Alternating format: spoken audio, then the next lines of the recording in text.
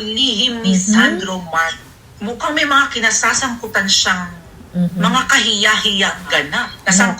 May nasangkot na presidential son sa road rage incident Kinemelatik Ewan ko lang na si may Sandro binugbog na gobernador. Pero totoo may binugbog doon na ng isang gobernador. presidential son. At mataas daw ang katungkulan sa gobyerno. Si Sino Sandro sa lang presidential sons ang may mataas na katungkulan sa gobyerno? Sabi kanina, si Alexa raw ay naging jowa ni Sandro at pinipilit siyang gumamit jowa talaga ni Sandro. And then, nabuntis si Alexa at ngayon ay gustong ipaagas. Hala, grabe naman yun. Ipaparehab ko si Alexa. Naman. Pero, ang totoo ay tatanggalin yung dinadala niyang sanggol. Hala, grabe. Ang pinakamatinding lihim ni Sandro na Bulgar ay hindi kung totoo ko to, naku po. Pero yun yung pasabog ni Zaldico na prinsipe ng pork barrel si Totoo Sandro. naman yan. At hari ng pork barrel si Tambaluslos or si Martin. So paano nga naman mamumuno ang isang congressman kung ganyan ang pinagagagawa? Yes, grabe. Paano nila nagawang mapalo? Paano nila nilulong sa pulburon si Alexa? Totoo ito. Mga kababayan, ang bigay sa atin ng link na ito ay kilala ng pamilya ng mga Magna. Dati nilang tao, umayaw sa kanila. Siguro hindi masikmura. Ayun, grabe to dahil today ay birthday ni Sandro Marcos, kaya nakita ko tong vlog na to ni Princess Maui. Ano rin to may mga sinasabi niya kung si Maharlika ay may puting siya naman ay may mga ano ba yun, gold na ahas yata yung kanya. Basta mga ganyan, iba't ibang hayop yung kanya Pero grabe to kung totoo man to Sandro Marcos, grabe. Talagang ang bata mo pa ay nabubulo ka na. Sinasabi ko nga doon sa mga post ko. Kasi yung ginawa pa lang niya kay Kong Egay na kinonfront niya na bakit binibira yung papa niya. Wala siyang pakialam doon. At saka anong pakialam niya kung binibira yung ama niya. Debate niya, sabi nga ni Kong Egay, kung may mali sa sinasabi ko, debate ninyo ko. Ganon. Katulad yan, parang, porket anak ka ng presidente, ganyan ang uugaliin mo. Samantalang hindi naman dapat tayo sakop ng presidente kasi magkaibang branch tayo ng government, di ba? Tapos yan nga, akalain mo, talagang sumisingkot tong mga to kasi nga, pati nga daw yung girlfriend. Totoo naman girlfriend niya yun kasi nga kasama niya yun dun sa Singapore, na nanood sila ng, ano ba yun? Basta yung may nanood sila na naging issue pa nga yun na grabe, sobrang pag-ano nila. Sobrang pasosyal nila habang ang mga Pilipino ay naghihirap, ganon. Kalain mo yan, jowa talaga niya yan. Siyempre, hindi makapalag sa kanya. Anak siya ng presidente. Kahit yung pamilya niya, siyempre, hindi makakapalag. Kasi siyempre, lalo lang silang makapahamak. Baka ubusin pa yung pamilya nila.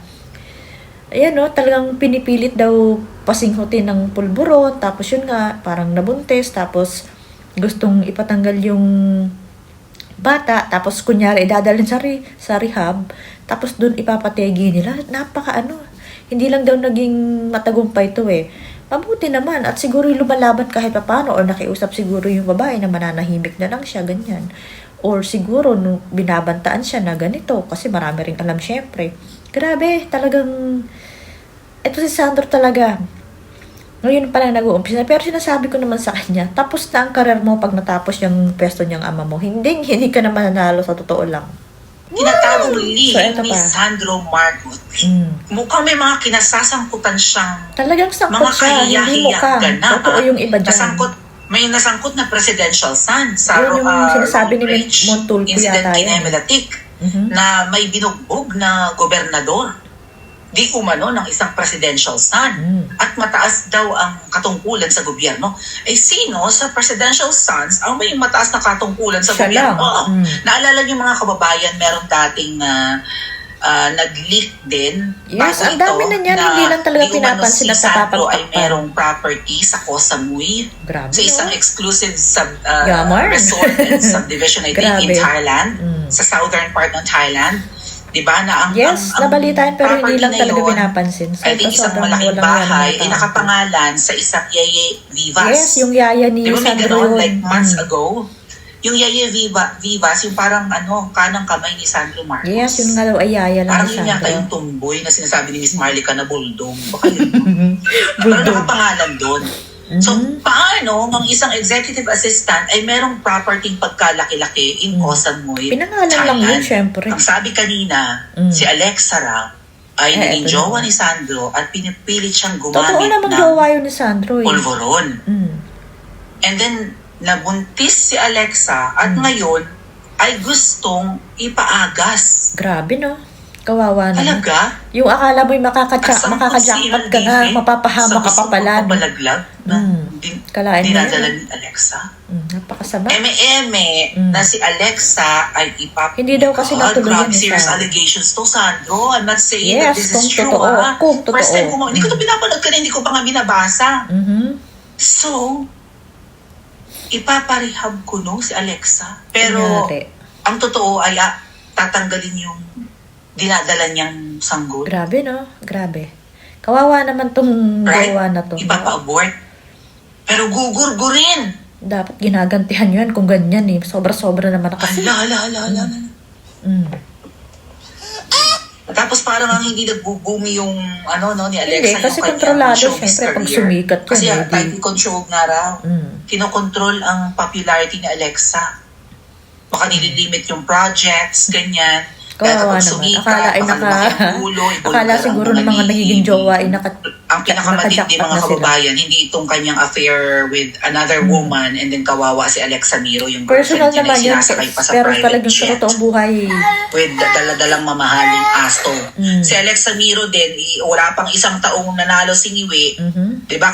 Kasama nila, bit-bit nila si Alexa Miro Kasama sa yan lagi, yung Singapore. Alexang yan. Nanood ng Formula 1 Grand Prix. Ayun, Alala nyo, Formula 2022? Ang sosyal nila, lamyarda agad ng malala, pasarap agad ng malala, at kasakasama si Alexa Miro doon. So bukod pala kay Yasi, meron pang isang Frankie Russell. Maybe she's a celebrity, pero hindi kasi ako nanonood ng TV, mga kababayan.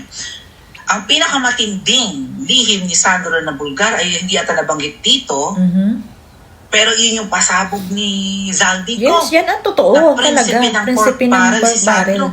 At Yan ang hari ng totoo. pork barrel, si Tambaluslos or si Martin. Yes, yung magtiyo. So paano nga naman mamumuno ang isang congressman Tapos kung na ganyan yan pag ang pinagagawa? natapos tong niya.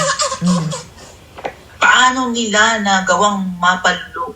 Paano nila nilulong Siyempre, pinipilit. sa polvoron si Alexa kung totoo ito? Mga kababayan, ang bigay sa atin ng link na ito ay kilala ng pamilya. Ng pamilya ng mga Magna. Dati nilang tao, umayaw sa kanila. Siguro hindi masikmura. Yung iba dito talagang yan eh, parang may mga sumisingaw-singaw na nausok dyan sa ibang sinasabi dito sa video na to, yung kay Alexa Miro nga daw. Pero ang sabi, hindi rin nagtagumpay si Sandro eh, parang di natin alam kung nanlaban ba or nakiusap ba, parang hindi sila nagtagumpay. Pero talaga naging jowa niya yan. Confirm naman yun. Tapos ito nga, ang pinakatotoo dito na talaga yan yung prinsipe ng pork barrel. Kasi nga, kita mo yan, siga siya sa siya yung siga dyan sa Congress. Kalain mo, papatawag mo yung bumabatikos kay na bakit? Bawal batikusin? Bakit ka ba't ka na government official kung ganyang ayaw mo palang batikusin? Sa bagay, ganyan naman talaga nangyayari ngayon eh. Basta bumabatikos sa kanila, gigipitin nila, tatakutin nila. Talagang hindi sila open na makriticize kasi nga wala naman talaga silang ginagawa. Akalain mo yan, bata pa ganyan na ang asal.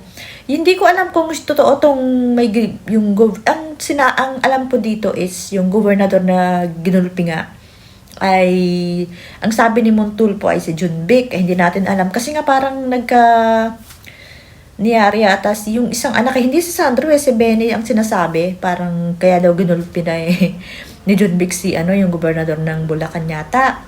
Parang ganun. Pero kay Montulpo lang naman yan na pero ito nga may ganitong issue. So hindi naman lalabas yan kung walang pinagmulan talaga eh. Pero yung kay Alexa Miro na yun, talagang pinagtakpan yun. At saka ang sabi nga ay parang kasama din yata yan doon sa issue ng may nategi doon sa sa ibang bansa. Tapos parang kasama yan sa pinakulong, parang ganun. Ang daming issue niyan Sandro Marcos. So lalabas at lalabas naman yan katulad nito. May nagbigay ng link sa kanya. At yung taong nagbigay ng link na yon ay kamag-anak pa nila na talagang umalis na sa kanila at hindi na sila masikmura. Kasi hindi naman naalis yan kung maayos kayo eh. At saka, alam mo yung mga dating pasabog ni Maharlika. dito sa pamilyang to. Mga sariling tao nila yung naglalabas. Kaya talagang totoo. Ang daming may alam na talaga mga adiktos niya mga yan. Buong pamilya nila, o diba? Kung si Sandro ngayon pa lang ay ganyan na, ay, malabo ka pa sa sabaw ng pusit. Pag nawala yung tatay mo sa pwesto, tapos din ang karir mo, ang bata mo pa, nangangarap pa naman yung nanay mo na ikaw ay maging presidente. Naku po! Ay kung ngayon pa nga lang na congressman ka, ganyan na ang ginagawa mo. Grabe no? Talagang lasing sa bagay. Kung pag ganyang mga bangag nga, ay talagang hindi naman mag-iisip ng maayos yan. Kakalain mo yan.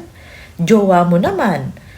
Kung naanakan mo, marami ka naman pera, why not na huwag mo na lang pakasalan, di buhayin mo na lang, sustentuhan mo na lang dahil sa napakadami niya naman pera. Akalain mong pinipilit niyong magpulburon, tapos nung malaman nung buntis, ipapategi mo, kunyari ipaparehab, di ba?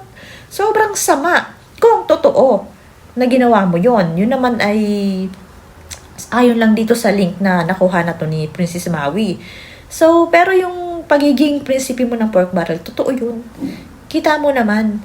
Ikaw daw sabi nung isang doon sa 18 Marines, ikaw daw mismo yung nagre-receive ng ng luggage, ng maleta doon sa bahay nyo na dinideliveran nila. Kayong mag-anak nandun. Ikaw mismo yung nag-receive, tapos nandun din si Lisa. Pati yung ama mo. Diba? Talagang wala na mga asahan sa mga to. Ngayon, sobrang sama nangyayari. Kung titignan mo, sobrang wala. Binaboy na talaga nila yung saligang batas ng Pilipinas sa mga ginagawa nila. Akalain mo, yung lahat ng mga nagsasalita, sila pa yung ikukulong sa halip na tulungan at alamin yung mga sinasabi. Talagang naglabas na ng warrant ng sabina yung NBI kay Mike Defensa, pati nga daw yung asawa dinamay, tapos sino pa ba yung isa?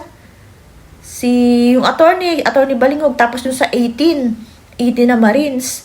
Akalain mong sila ay gigipitin. Sa bagay yan naman talaga ay tatak na nila at matatandaan yan ng tao hanggang sa mawala kayo sa pwesto at sisingilin kayo sa mga ganyang asal nyo.